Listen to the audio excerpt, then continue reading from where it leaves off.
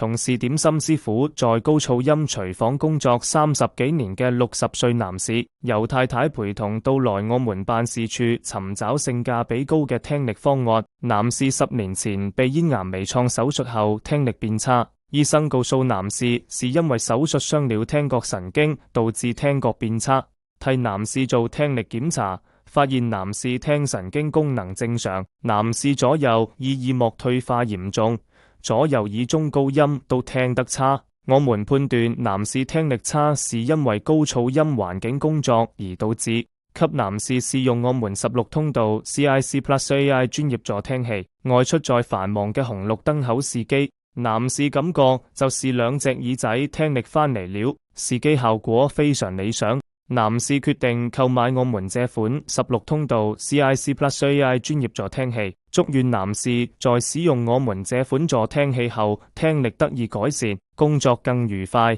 身體健康。